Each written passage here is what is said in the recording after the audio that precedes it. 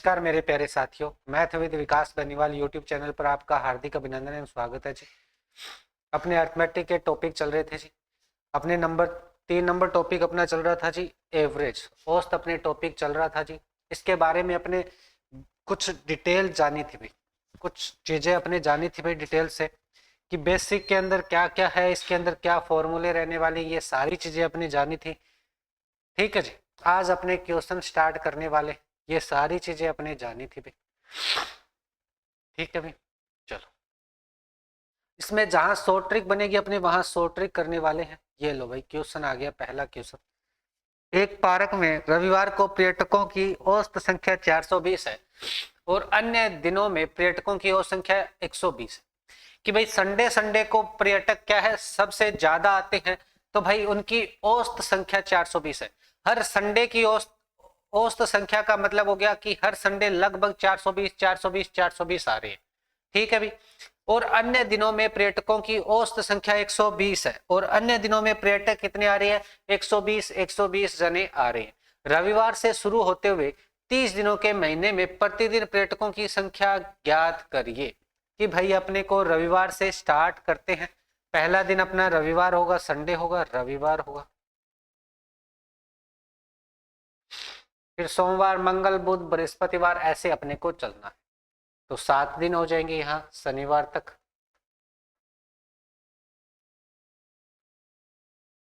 फिर रविवार से स्टार्ट होगा,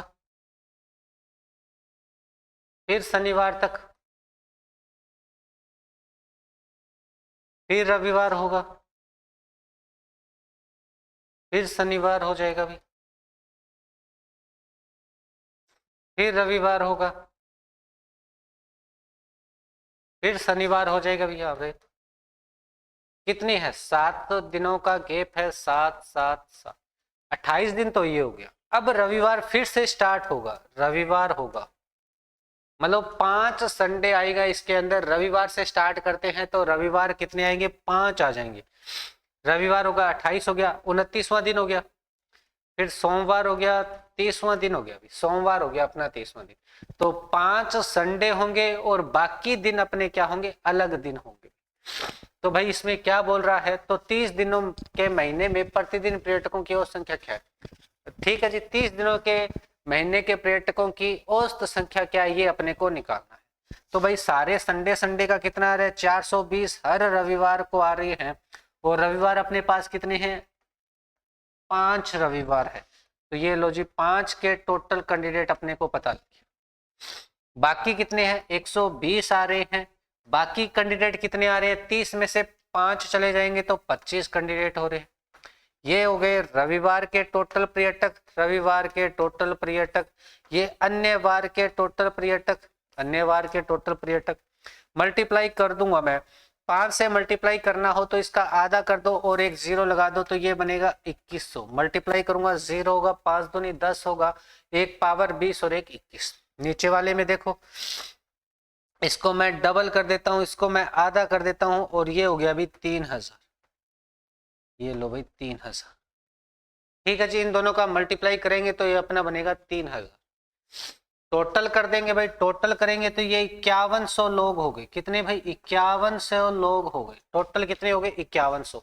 और ये दिन कितने हो गए, 5 ये दिन है और 25 ये दिन है। टोटल कितने दिन हो गए, 30 दिनों के अंदर पर्यटन कितने हो रहे हैं, 5100 लोग घूमने आ रहे हैं, पर्यटन करने आ रहे हैं।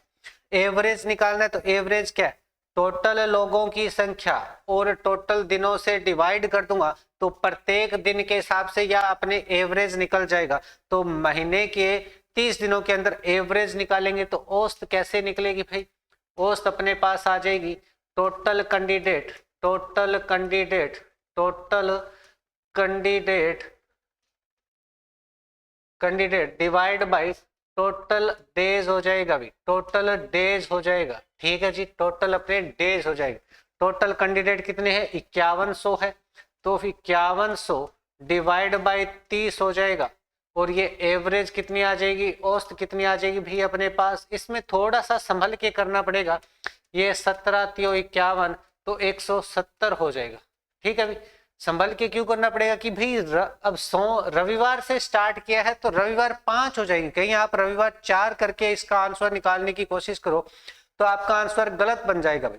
ठीक है जी, तो ये आपको ध्यान रखना है भाई। ठीक है जी, तो ये 170 इसका क्या बन जाएगा, एवरेज बन जाएगा जी। ओवरऑल एवरेज कितना हो जाएगा, 170 हो जाएगा। हाँ, ये दूसरा क्वेश्चन है, क्या बोल रहा है अभी, औसत के संबंध में निम्नलिखित में से कौन सा कथन सही है। सही कथन अपने को पता करना है। 6 क्रमागत सम पूर्णांकों का औसत एक सम प्राकृत संख्या होती है, कि भाई 6 क्रमागत सम संख्याएं ले और उनका एवरेज निकाले तो हमेशा सम संख्या निकलेगी, ये अपने को पता होना चाहिए। देखते हैं भाई ये होता है कि नहीं होता। मैं भाई 6 संख्याएं मान के चलता हूं, मैंने माना, चाहिए भाई आप वैसे कोई संख्या ले लो, चाहिए नंबर से ले लो, चाहिए कोई दिक्कत नहीं, चाहिए एक्स मान के कर लो, अपने दोनों तरीकों से मैं करने वाला हूं। माना भाई पहली सम संख्या तो क्या है, एक्स है, एक सम संख्या क्या है, एक्स है, सम संख्या मानी मैंने पहली एक्स है। एक्स के आगे वाली सम संख्या कैसे आएगी, मान के चलो मैं ये सम संख्या 2 मानू, 2 मानू, आगे वाला नंबर कैसे बनेगा, इसमें क्या जोड़ूं कि आगे वाला नंबर बनेगा, इसमें मैंने 2 जोड़ना है तब जाके आगे वाले 4 नंबर बनना है, मतलब सम संख्या बननी है। अगर मैं इसमें 1 जोड़ूं तो आगे क्या बनेगा, 3 बनेगा, वो एक विषम संख्या न कि सम संख्या। तो ऐसे ही है कि मैं x को अगर सम संख्या मान रहा हूं तो नेक्स्ट वाला नंबर अपने इसमें 2 जोड़ूंगा, फिर भाई अपने क्या करूंगा, इसमें आगे इसमें 4 जोड़ूंगा, 2 जोड़ता जाऊंगा, और भाई पीछे वाले में अपने आगे पीछे एक जैसे जोड़ लेते हैं, चाहिए आगे 6 के 6 जोड़ लो, चलो कोई दिक्कत नहीं। ठीक है, अब आपको मैं देखो ध्यान रखना पड़ेगा, मैंने इसको सम संख्या मानी है। अब इसमें मैं अगर 2 जोड़ रहा हूं तो सम संख्या बनेगी, अगर इसमें कोई सम संख्या जुड़ रही है ना तो हमेशा सम संख्या ही बनेगी। 2 सम संख्या में 2 सम संख्याओं का योग हमेशा सम ही बनता है। ठीक है ना, अगर इसमें एक विषम संख्या जोड़ू मैं, अगर इसमें एक मैं विषम संख्या जोड़ू, मतलब 1 3 5, तब जाके ये विषम संख्या बनेगी। एक सम संख्या में एक विषम संख्या जोड़ूंगा तब जाके वो विषम संख्या बनती है। ठीक है ना, ये आप ध्यान रखना है। तो इस तरीके से अपने को क्या आएगा, लास्ट के अंदर x+6 या x+2 या x+4 या कुछ ऐसे आएगा, तो अपने को पता लग जाएगा कि भाई सम संख्या है। अगर इसमें x+3 या x+5 ऐसे कुछ आएगा तो अपने को पता लग जाएगा कि ये विषम संख्या बनेगी। ठीक है ना, वैसे भी मैं एग्जाम्पल ले लूंगा संख्याओं का और ऐसे भी अपने एग्जाम्पल ले लेते हैं। x+2 x+4 x+6 और x+8 कितनी संख्या होगी, 1 2 3 4 5। एक और संख्या ले लेते हैं x+ में 10, ये हो गई भी सम संख्या। 10 सम संख्या बनाइए तो भी देखो मैं आगे सम सम जोड़ रहा हूं। अगर इसका औसत निकालूंगा, अगर सम संख्या बनती है तो उसमें क्या जुड़ा होना चाहिए, या तो वो सीधा x आए या फिर वो x के अंदर 2 4 6 8 10 12 14 ऐसा कुछ जुड़ा हुआ होना चाहिए, तब जाके वो सम संख्या बनेगी। ठीक है, चलो एक बार तो मैं इस एग्जाम्पल से ले लेता हूं, बाकी आप कोई सा नंबर ले लेना, कोई से भी 6 सम संख्याएं ले लेना, अपने प्रैक्टिस कर सकते हैं भी। ठीक है, इनको जोड़ना स्टार्ट करता हूं मैं भी, एवरेज निकालेंगे तो इनको जोड़ना स्टार्ट कर देता हूं। चलो भाई, एक 2 तरीके हैं इसमें सम आपका एवरेज निकालने का तरीका। एक तो ये है, सारी संख्याओं को जोड़ो, टोटल संख्याओं का भाग लगा दो, 1 2 3 4 5 6, तो 6x हो गया, प्लस में क्या करूंगा 2 4 6 12 20 और 10 30 हो गया, और डिवाइड बाई 6 हो गया, डिवाइड बाई 6 हो गया, मतलब 6 अंक है तो 6 से डिवाइड कर दूंगा। इन दोनों में 6 कॉमन आ रहा है तो ऊपर मैंने 6 कॉमन लिया है, तो यहाँ x प्लस में 5 बचा है और डिवाइड में भाई अपने पास क्या है 6 है, तो 6 से 6 कैंसिल होगा तो ये बन गया x प्लस में 5। अब x+5 आएगा। देखो भाई ये एक सम संख्या है, ये एक सम संख्या है, अगर इसमें एक विषम संख्या जुड़ रही है, कोई भी मान लो इसमें 82 ले लेता मैं और इसमें 5 जोड़ूंगा तो क्या हो रही है 87 आ रही है। ये अगर मैं इसको मान के चलो ये सम संख्या मेरे पास 12 ले लूं तो इसके अंदर 5 जोड़ूं तो भी क्या है 17। अगर इसमें मैंने कही भाई 24 ले लूं तो भी इसमें मैं 5 जोड़ूंगा तो 29। तो क्या बन रहा है, ये विषम नंबर बन रहा है। क्या बन रहा है, ये विषम संख्या बन रही है। तो भाई सम संख्या के अंदर एक विषम संख्या जोड़ेंगे तो विषम संख्या बनेगी, मतलब इसका एवरेज क्या आ रहा है, विषम नंबर आ रहा है। और ये क्या बोल रहे हैं भाई कि 6 क्रमागत सम पूर्णांकों का औसत भाई एक सम प्राकृत संख्या होती है क्या, नहीं होती भाई, एक विषम संख्या होती है। वैसे भी अपने नंबर ले लो, 2 4 6 8 10 और एक 12 ले लो भाई, ये लो 1 2 3 4 5 6, 6 नंबर बन गए।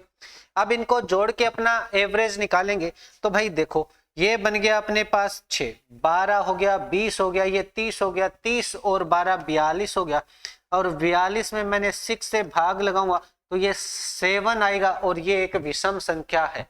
तो देखो भाई विषम संख्या बन रही है, मतलब सम संख्या नहीं बन रही है, तो मतलब आंसर पहला क्या है, रॉन्ग है भाई। एक इसमें ऐसा भी होता है भाई, तरीका क्या बताऊं, अगर इन संख्याओं की संख्या हमेशा इवन नंबर में आ रही है, देखो भाई 6 बोला गया है तो 6 ये इवन नंबर में है, ये सम संख्याओं की हमेशा संख्या अगर ऐसे आए ना तो भाई मध्य के दोनों पदों को जोड़ो, दोनों बीच के अंकों को जोड़ दो, 6 और 8, और इनका 2 से भाग लगा दो, यही इसकी एवरेज होगी। 14 और 2 से भाग लगाऊंगा तो ये बनेगा 7, या इसके पहले और अंतिम पद को जोड़ लो और 2 से डिवाइड कर दो, दूसरा तरीका हो गया, ठीक है भी। या फिर लास्ट अंक में अगर सम संख्या है और लास्ट अंक में 2 जोड़ो और 2 से डिवाइड कर दो, ऐसे ही अपने 3 तरीकों से इसका एवरेज निकाल सकते हैं। इसमें भी ऐसे कर सकते हैं, बीच का अंक देखो पहला, दूसरा, तीसरा, चौथा, पांचवा, छठा, ये है 1 2, ये 2 छोड़े, 1 2, ये 2 छोड़े, इन दोनों को जोड़ो तो 2x प्लस में 6 और 4 10 बनेगा, इसमें 2 का भाग लगाना है तो 2 बाहर कॉमन आएगा, x प्लस में 5 आएगा, डिवाइड में 2 हो जाएगा, 2 से 2 कैंसिल तो x प्लस में 5 हो जाएगा, ये लो भाई x प्लस में 5 हो जाएगा, और ये अपना एक विषम नंबर बनेगा। हमेशा याद रखोगे, हमेशा विषम संख्या बनेगी। अगर एक मैं तरीका बताता हूं भाई कैसे, ये आपने पहले भी मैंने बताया है, एक बार दोबारा रिपीट कर देता हूं। अगर कभी भी सम संख्या की बात करें और क्रमागत सम संख्याओं की बात करें, कभी भी क्रमागत सम संख्याओं की बात करें, और अगर वो नंबर्स अगर मान के चलो वो इवन नंबर के अंदर है, सम संख्या के अंदर है, 4 हो, 2 हो, 6 हो, 8 हो, 10 हो, 12 हो, तो उनका हमेशा आंसर विषम संख्या के अंदर ही आएगा, विषम संख्या के अंदर ही आएगा। क्लियर है क्या? अगर भाई सम संख्या अपने को दे रखी है और उनके नंबर अगर ओड नंबर है, विषम अंकों में है, 5 हो गया, 7 हो गया, 3 हो गया, 9 हो गया, 11 हो गया, तो उनका जो मिड नंबर है वो हमेशा उसकी औसत होता है और वो उसी संख्या के अंदर होगा, मतलब सम संख्या के अंदर ही होगा। मतलब इनकी अगर विषम संख्या दी होती ना, सम संख्या की बजाय विषम संख्या होती है, 6 की बजाय यहाँ 5 दिया होता तो हमेशा ये अपनी बात सही रहती भाई, तो हमेशा इसकी सम संख्या ही बनती। चलो नीचे वाले की बात करते हैं। 6 क्रमागत विषम संख्या, यही अपने विषम संख्या में लागू होगा, यही अपने सम संख्या में लागू होगा। विषम संख्या में क्या बोल रहा है, 6 क्रमागत विषम संख्या। देखो भाई 6 क्रमागत विषम संख्या एक विषम पूर्णांक है, विषम पूर्णांक होता है, ये चलो अपने देखते हैं। मैं विषम संख्या ले लेता हूं, 1 3 5 7 9 11 6 बन गया भाई। हमेशा याद रखोगे अगर विषम संख्या में भी उनकी संख्या इवन नंबर में आ रही है ना, तो भी इनका क्या है, उल्टा होता है। विषम संख्या का अगर इवन में संख्याएं आ रही है तो उनकी सम संख्या एवरेज बनेगी, एवरेज उसकी सम संख्या बनेगी। अगर विषम संख्या विषम नंबरों में आएगी तो भाई वो सम नंबर में उसका एवरेज बनेगा। चलो इनको जोड़ के देखो, वही तरीका है सेम इवन वाला, मिड के नंबर जोड़ो और 2 से डिवाइड कर दो। 5 और 7 को जोड़ो और 2 से डिवाइड कर दो, 12 में 2 का भाग लगाऊंगा, 6 इसका एवरेज बनेगा 6।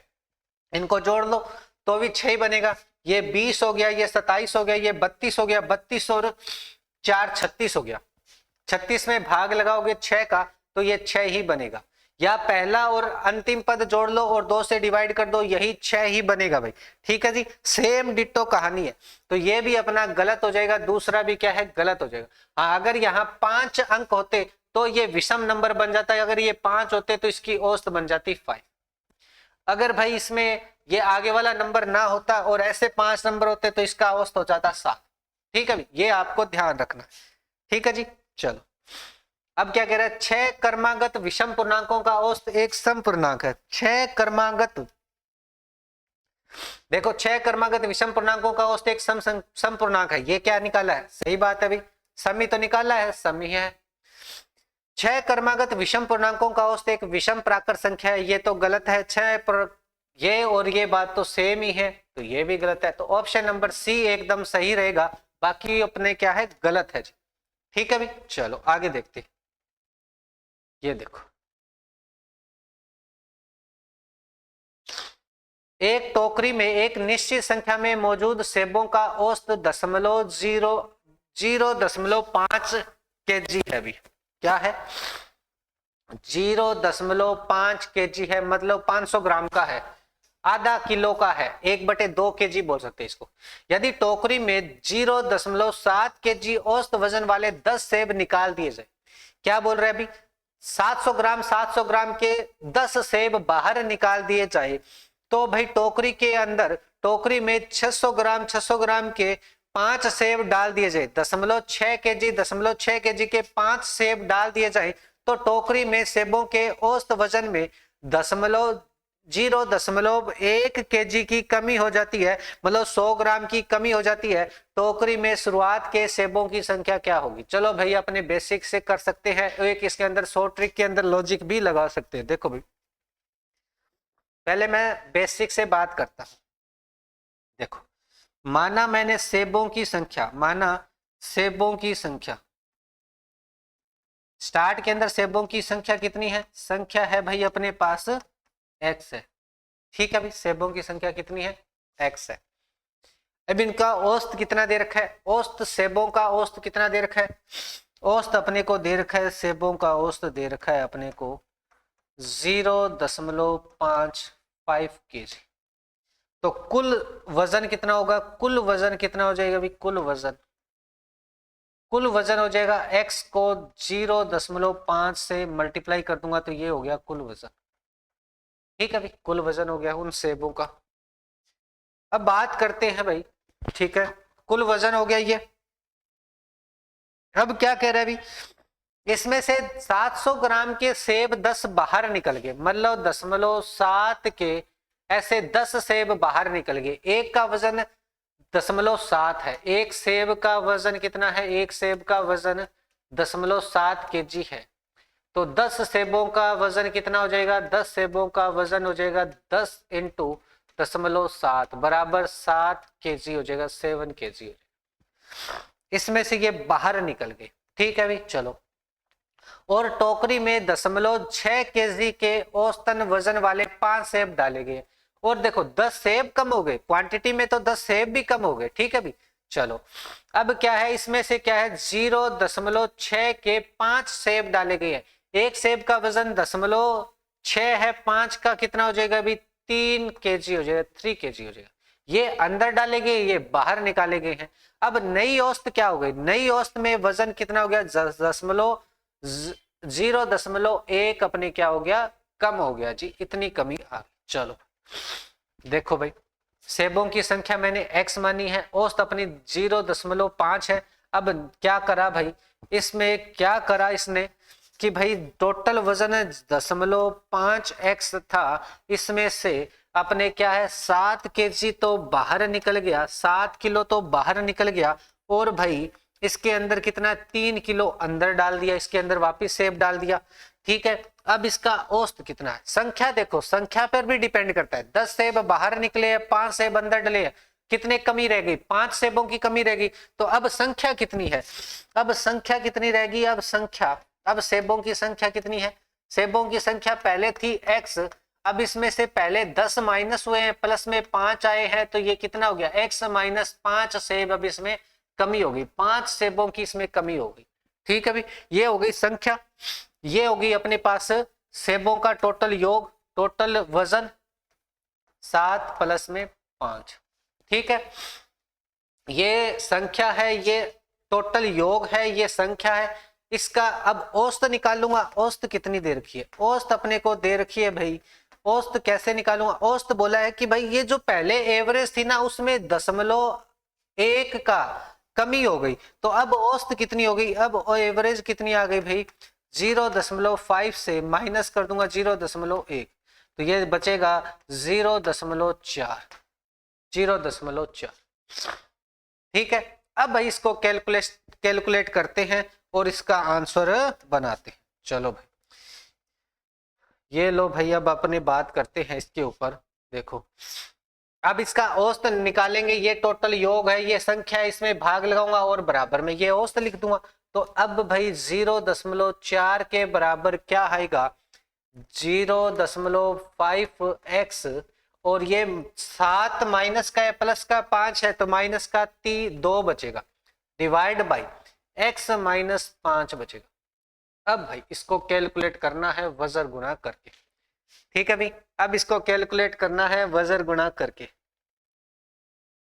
चलो, इधर मल्टीप्लाई करूंगा तो 0.4x माइनस 5 का 4 से मल्टीप्लाई करूंगा तो बनेगा 2, 4 5 20, तो ये बनेगा 2 किलो बन जाएगा। और इक्वल में क्या है, 0.5x माइनस बनेगा 2। ये इधर आके माइनस हो जाएगा, ये इधर जाके प्लस हो जाएगा।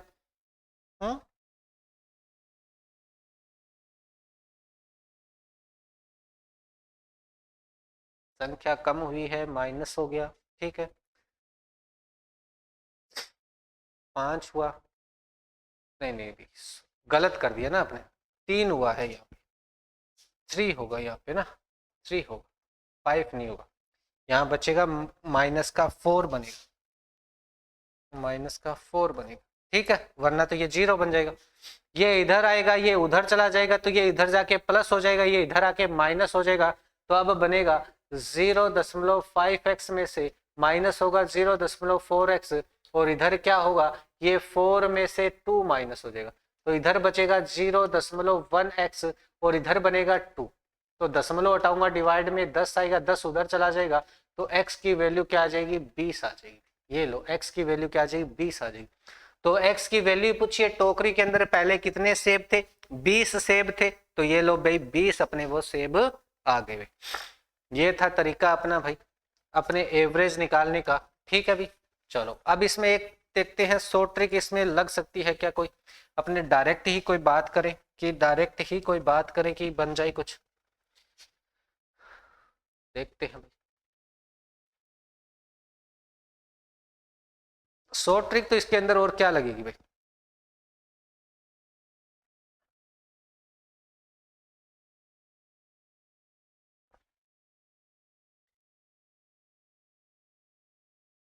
सात 3 4 बनेगा, 4 अपने माइनस करें,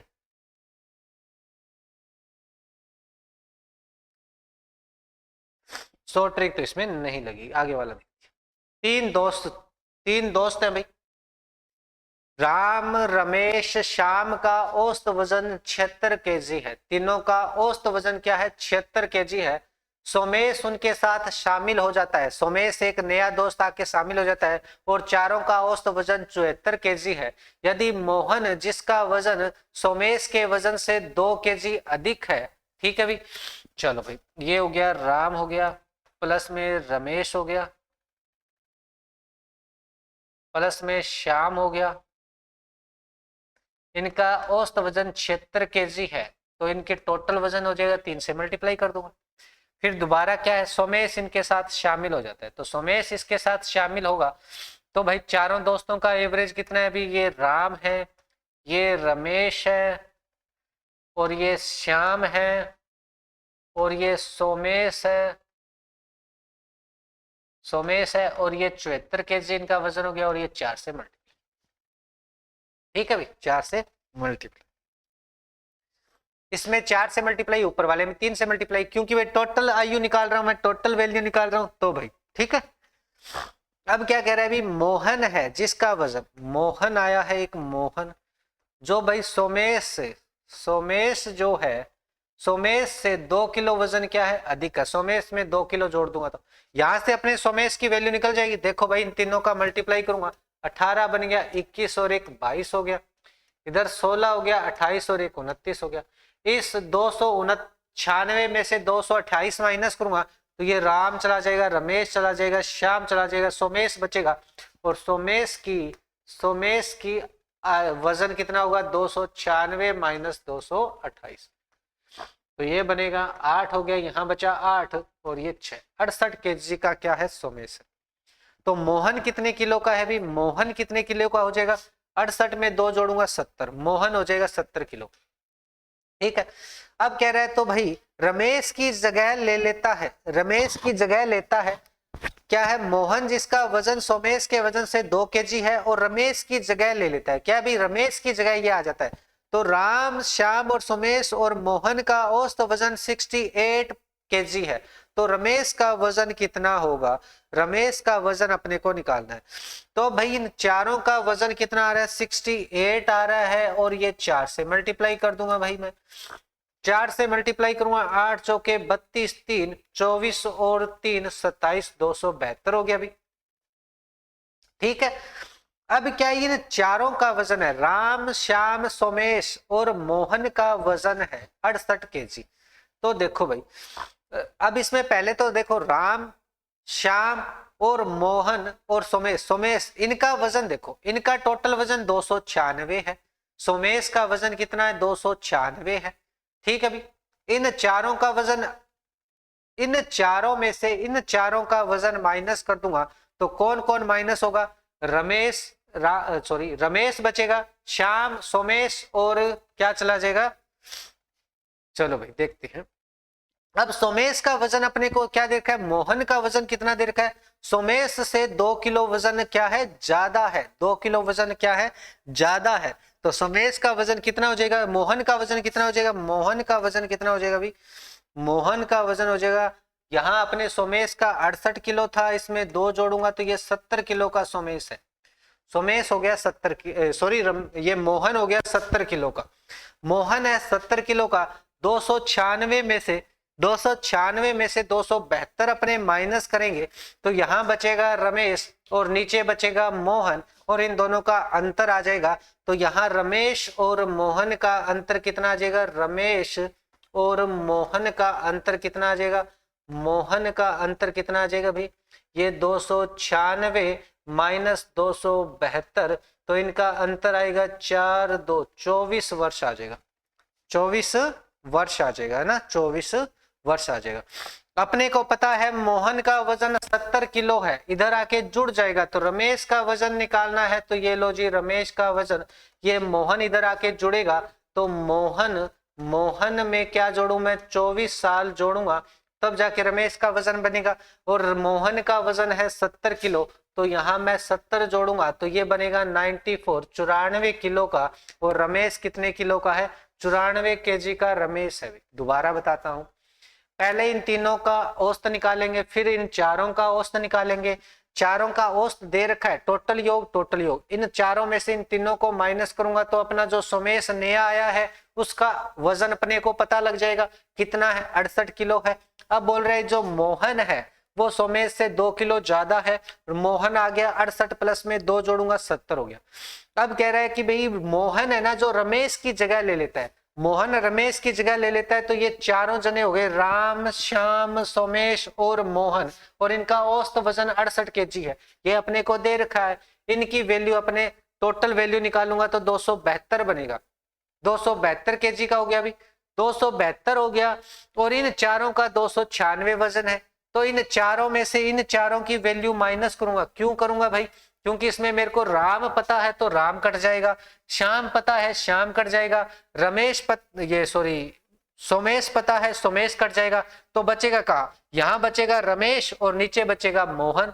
तो रमेश और मोहन का अंतर अपने को पता लग जाएगा कि भाई इनमें 24 किलो का अंतर है, और बड़ा कौन है, रमेश बड़ा है, मोहन छोटा है, 24 किलो भाई इनका अंतर आ जाएगा, 24 किलो अंतर आएगा। अपने को यहाँ पता है कि मोहन 70 किलो का है, तो रमेश में ये 24, ये रमेश की वैल्यू निकालूंगा तो मोहन के 70 में ये 24 जोड़ूंगा तो 94 किलो का क्या हो जाएगा, रमेश हो जाएगा भाई, 94 किलो का रमेश हो जाएगा। ठीक है, चलो T20 अंतरराष्ट्रीय क्रिकेट मैच में 5 ओवरों का रन रेट केवल 5.6 था, 185 रनों के लक्ष्य तक पहुंचने के लिए बचे हुए 15 ओवरों में कितना रन रेट से रन होना चाहिए, तो आपको डेफिनेटली आता ही होगा। अब आईपीएल स्टार्ट होने वाले हैं, आईपीएल में ही अपने जो फेवरेट टीम है उसके हिसाब से अपने वैल्यू निकालते हैं, या कुछ और की टीम में जो भी है, तो अपने पता ही होता है भी एवरेज, ये तो आप निकाल ही लोगे रन रेट, किस रन रेट से अपने वैल्यू है। देखो भाई उन्होंने 5 ओवरों में 5.6 की औसत से रन बना लिए। 5 ओवरों में 5 ओवर में इसने कितने रन से औसत से कितने 5 ओवरों का औसत रन कितने बनाए हैं इसने 5.6। तो कुल रन कितने बना दिए 5 ओवरों में, कुल रन कितने बनाए 5 ओवरों में, कुल रन 5.6 इंटू 5 हो जाएगा। ठीक है जी, करते क्या है, चलो भाई मल्टीप्लाई करते हैं इसको।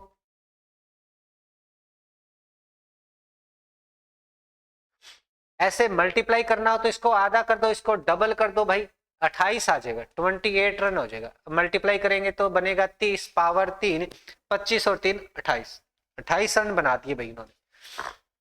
अब भाई इनको रनों का लक्ष्य कितना मिला, 185 रनों का लक्ष्य मिला है।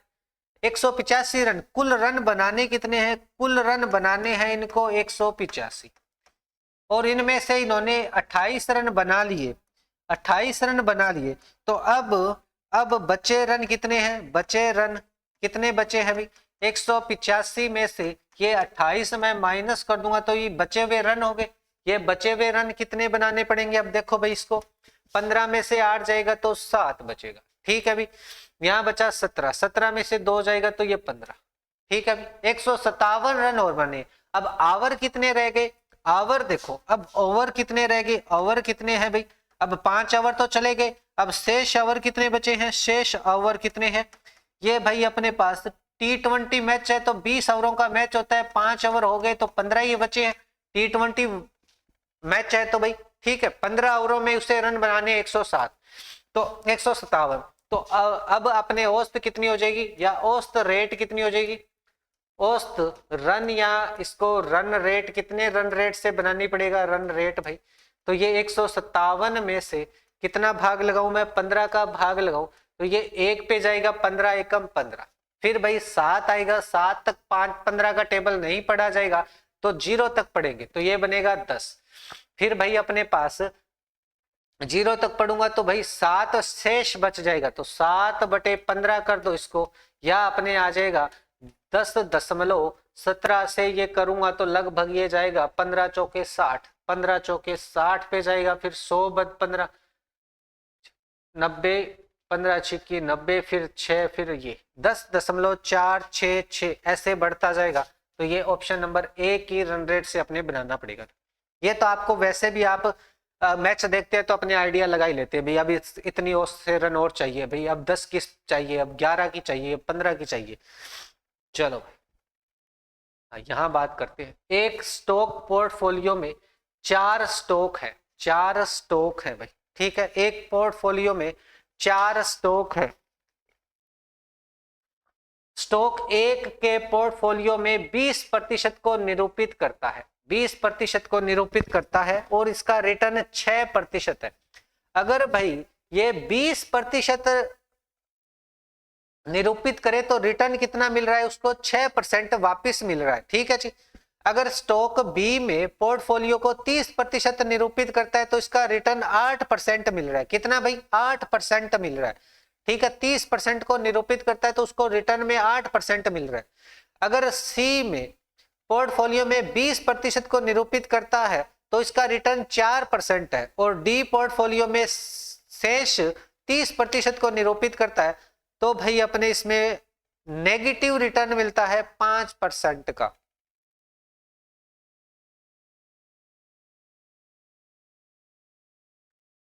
तो भाई इसका औसत रिटर्न कितना है, अपने को एवरेज रिटर्न कितना हो रहा है ये अपने को निकालना है।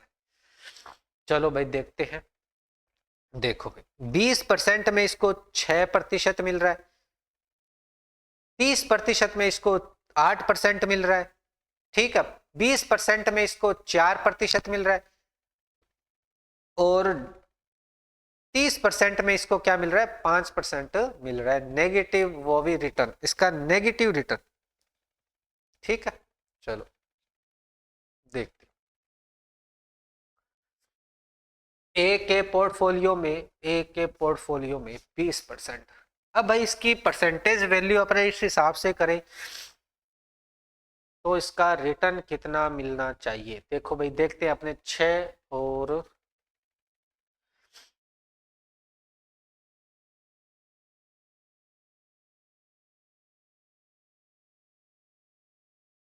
8/30 और 4/20, ये तो बनेगा नहीं ना, इसी हिसाब से तो अपने बनने वाला है नहीं।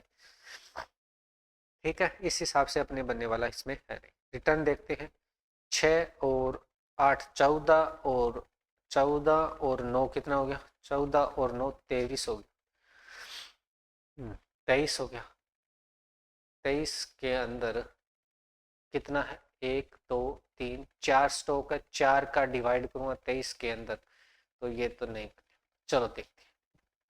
देखो परसेंटेज अपने क्या है, ए के अंदर क्या है, ए के अंदर अगर 20% निरूपित करता है तो इसका पोर्टफोलियो कितना आ रहा है भाई, इसका रिटर्न कितना आ रहा है, 6% का रिटर्न मिल रहा है। 6% का रिटर्न मिल रहा है। बी के अंदर कितना बन रहा है, बी के अंदर इसका रिटर्न कितना बन रहा है भाई, बी के अंदर ये 30% है, तो इसका रिटर्न बन रहा है भाई अपने पास 8%।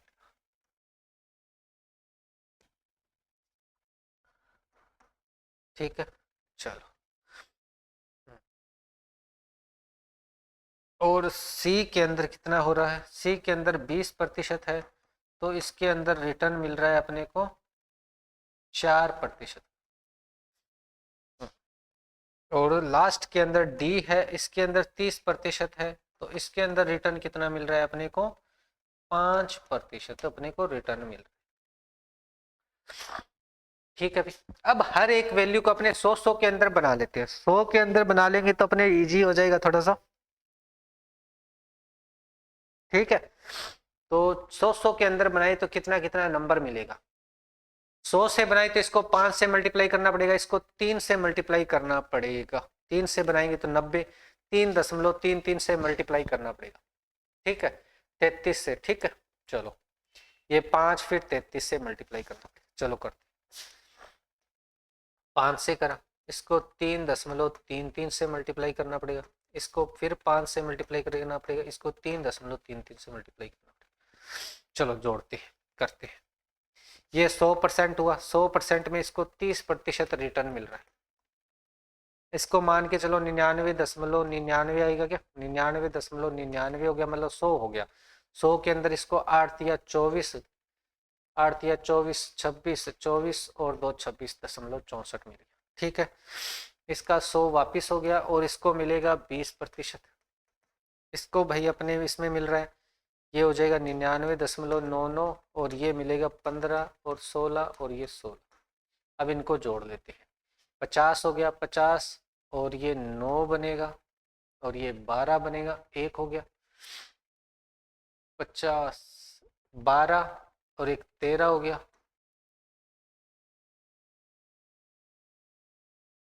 5 7 8 और एक 9, 93। और कितने में, 400 में, लगभग अपने 400 के अंदर इसका वैल्यू बनेगा। 93 ले लेते हैं इसमें से, 4 से अब भाग लगा के देखते हैं। ठीक है, 4 से अब भाग लगा के देखते हैं, 400 से इसमें 93.29 ही बनेगा ना, कि और बनना है कुछ। चलो 4 से भाग लगा के देखता हूं मैं, 4 दूनी 8, 1 बचा, 13 हो गया, 4 तिया 12, 1 बचा, 4 तिया 12। ये 2.33% के हिसाब से तो वैल्यू बन सकती है इसके अंदर। तो अगर ये नेगेटिव रिटर्न 5%, अगर इसका रिटर्न, और ये नेगेटिव रिटर्न मतलब ये खराब रिटर्न मिला है क्या, तो इसको माइनस भी करना पड़ सकता है अपने 5% को। तो भाई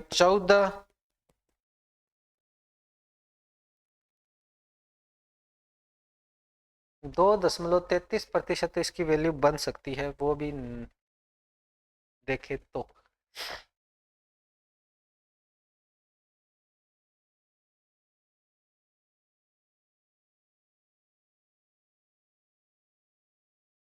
चलो इसको एक बार थोड़ा स्किप करते। ठीक है, इसकी वैल्यू तो ऐसे ही बननी चाहिए। ठीक है, चलो कोई और दिक्कत होगी तो इसमें देख। छात्रों की एक निश्चित संख्या वाली छात्रों की एक निश्चित संख्या वाली कक्षा में 30 केजी भार वाले एक छात्र को शामिल कर लिया जाता है तो कक्षा के औसत भार में 1 की वृद्धि हो जाती है, और 30 केजी वाले भार के एक और छात्र को शामिल कर लिया जाता है तो कक्षा के भार में मूल संख्या से 1.5 केजी की वृद्धि हो जाती है। तो कक्षा का मूल औसत भार क्या है? तो देखो भाई, 30 किलो वजन बढ़े तो 1 केजी, और 60 किलो वजन बढ़े, 60 किलो वजन बढ़े तो 1.5 केजी अपने वृद्धि हो जाती है। ठीक है, तो दो तरीके हैं इसमें। पहले तो भाई एक बेसिक तरीका कर लेते हैं, फिर अपने शॉर्ट ट्रिक से इसको बनाने की कोशिश करेंगे भाई। ठीक है, चलो देखते मूल भार कितना बनेगा। मूल देखो भाई, चलो देखते हैं। माना मूल औसत अपने पास है x। ठीक है, छात्रों की निश्चित संख्या, छात्रों की संख्या भी मान लेते हैं। माना छात्रों की संख्या y है, y मान लेता हूं। ठीक है, x अपना वजन है औसत का और y छात्रों की संख्या। अब एक छात्र नया आया तो न्यू औसत कितनी हो जाएगी? न्यू औसत होगी अपने पास, न्यू औसत होगी भाई x प्लस में 1, और छात्र क्या आ गया? छात्र कितना हो गया?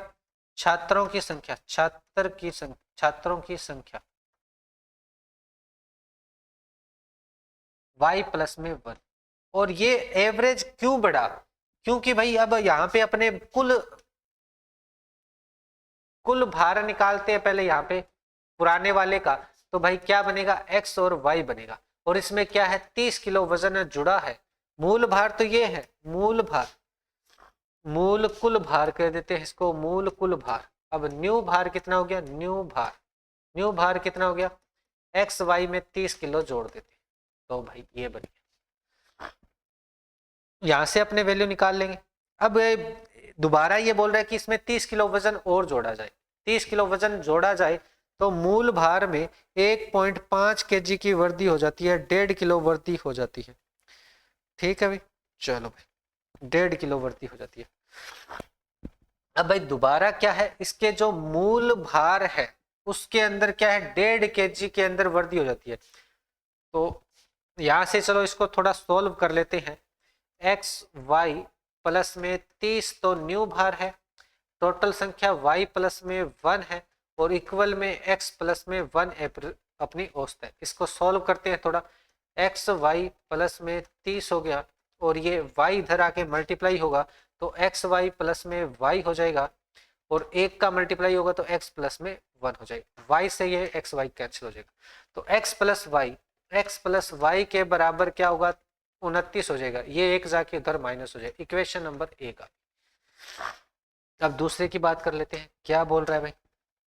अब कह रहा है कि भाई अब 30 किलो वजन और जोड़ा जाए तो औसत वजन में क्या हो जाती है? औसत वजन कितना हो गया? न्यू औसत वजन कितना हो गया? न्यू औसत वजन, औसत हो गया न्यू औसत भाई 1.5 केजी बढ़ जाता है। जो मूल भार था, मूल औसत था, उसके अंदर 1.5 केजी अपना बढ़ गया। ठीक है जी। बच्चों की संख्या कितनी होगी? बच्चों या छात्रों की संख्या कितनी होगी? y प्लस 1 तो था ही, पर एक और आ गया तो y प्लस 2 हो गया। चलो कोई दिक्कत, औसत भी आ गया, बच्चों की संख्या भी आ गई, और भार कितना हो गया? न्यू भार हो रहा, कितना हो गया? न्यू भार कितना हो गया? अब न्यू भार देखो, पुराना जो भार है एक्स वाई प्लस में 30 है, इसमें 30 और जोड़ दूंगा तो एक्स वाई प्लस में क्या हो जाएगा? 60 हो जाएगा। ठीक है भाई, अब एवरेज निकाल लूंगा। औसत के बराबर क्या होगा? औसत के बराबर क्या हो जाएगा भाई? औसत देखो,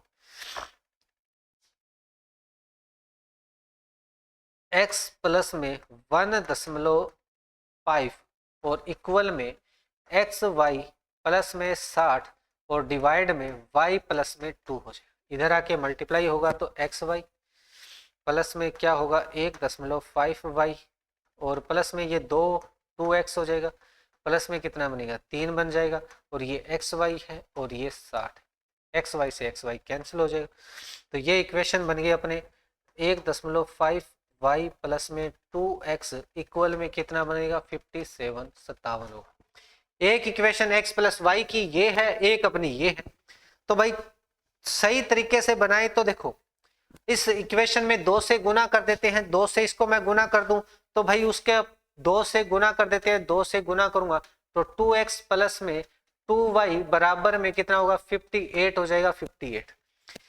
अब उस समीकरण से इस समीकरण को उस समीकरण को माइनस कर दूंगा तो भाई 2x प्लस में 1.5 और ये 57 है और इसको से माइनस करता हूं, ये लो माइनस, तो ये कट जाएगा और ये 0.5 y बचेगा और इधर बचेगा 1। तो y के इक्वल में क्या आ जाएगा भाई, ये डिवाइड में जाएगा 1.5, 5 हटेगा ऊपर जाएगा 10 और ये आ जाएगा 2, y की वैल्यू आ जाएगी 2। y क्या माना था आपने, छात्रों की संख्या 2 थोड़ी बनेगी।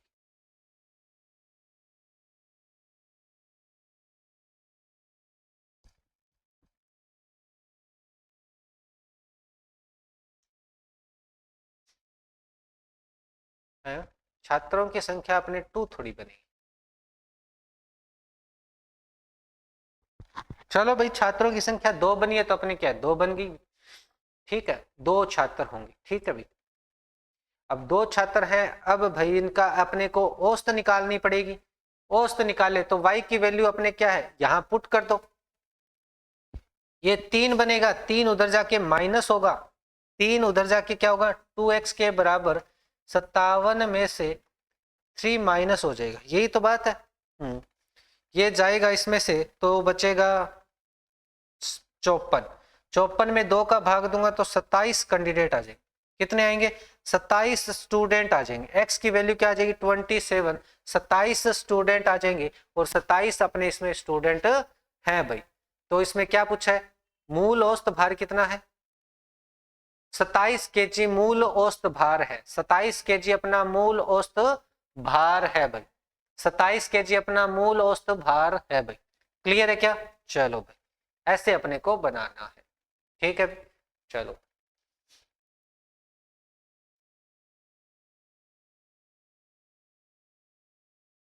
चलो भाई, ये आपको घर पे करना है, ट्राई करना है। बाकी सारे क्वेश्चन अभी तक 8 करें, 8 के 8 आपके ट्राई करने हैं, ठीक है। कल अपने इसको और से रखने वाले हैं, इसके क्वेश्चन और करने वाले हैं। आई होप ये सारी चीजें आपको अच्छी तरीके से क्लियर हुई होगी भाई। इसकी अगर पीडीएफ चाहिए तो अपने नीचे टेलीग्राम चैनल का लिंक दिया गया है, वहां पे आपको इसकी पीडीएफ और मिल जाएगी, जिसके आगे वाले क्वेश्चन भी इसमें मिल जाएंगे भी आपको। आई होप ये सारी चीजें आपको क्लियर हुई होगी भाई, कोई दिक्कत नहीं होगी भाई। अगर कोई डाउट है, कोई दिक्कत है तो आप कमेंट सेशन में बोल सकते हैं। थोड़े से लेवल के है, ये एवरेज के थोड़े लेवल के है, हाई लेवल के बोल सकते हैं ऐसे क्वेश्चन, ठीक है जी। तो ये अपने बैंक के मेंस के अंदर आ जाते हैं इस टाइप के क्वेश्चन थोड़े से, तो भाई ये थोड़े लेवल के क्वेश्चन है। तो ठीक है, इसमें प्रैक्टिस करोगे तो आप सिंपल वाले भी बना पाओगे, इसमें आपका दिमाग भी सक्रिय हो जाएगा, ठीक है जी। चलो जी, आई होप ये सारी चीजें आपको अच्छे तरीके से क्लियर हुई होगी भाई। आज के सेशन में इतना ही। Thank you everyone, thank you भाई।